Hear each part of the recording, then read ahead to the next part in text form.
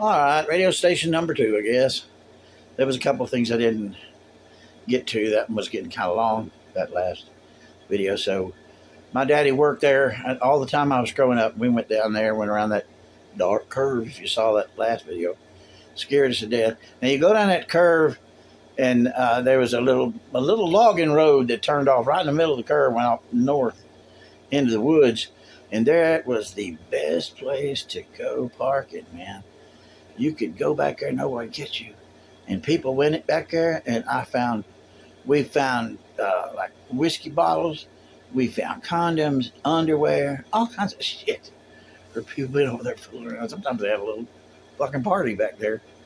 Dad would try to run them off. He'd step up on the porch of the radio station with a fucking shotgun and shoot back up in the air and try to run them off. Sometimes he did.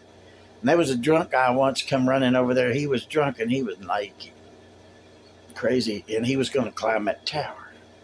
Well, if you don't know about AM radio, that big tower, that is their antenna. There's no antenna stuck on the top of it. If you see an antenna stuck on the top of one, that's an FM antenna. But the tower itself is what they use for AM. It puts out, and that means it has a lot of voltage on it. I don't know how many hundred, my brain went dead. But anyway, it has a ton of voltage.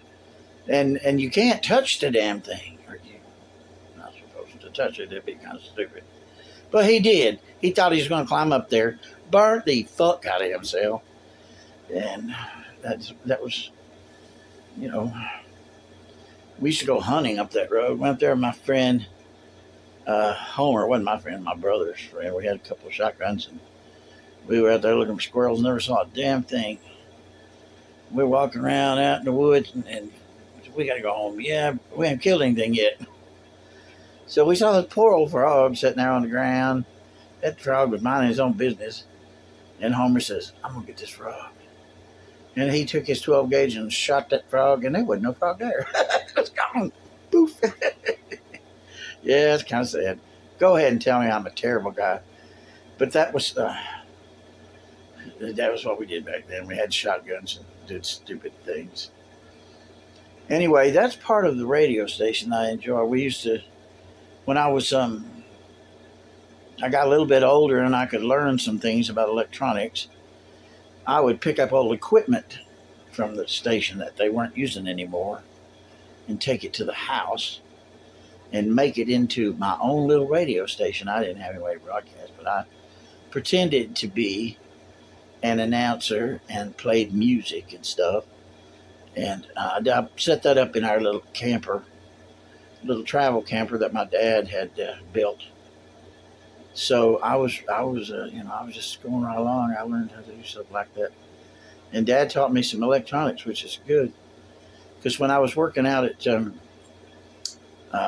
in West Texas, I was working one day, and the first thing was, we were a daytime station, and at night we used this same studio for making commercials. And we had an STL link, that's an electronic links, little radio link that links the studio with the tower and the output. And it was supposed to have been turned off. Well, it was kind of wonky, and it would come back on. And so the broadcast would come on. So anything you're doing would be broadcast. And he sent me in there to broadcast something. And not broadcast something, to make some commercials. I was making a commercial for a furniture store and in Odessa. So I fooled around on that thing for 3 hours. And then we got calls the next day from 100 miles away. We heard you last night. Oh my God. Because at night, that station would blast out. It was 810, and it would get a signal a long way off. And the reason we were daytime is because, I can't remember that station now, the one in Fort Worth, a great big popular country station. It would drown out the signal over in that part of the state if it was on at night. So, that wasn't supposed to happen.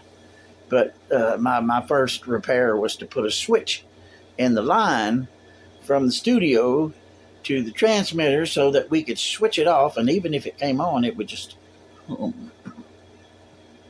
And then we had I think it was a lightning strike or something. I had some parts went out in a piece of equipment, and I had to fix that. That was pretty cool.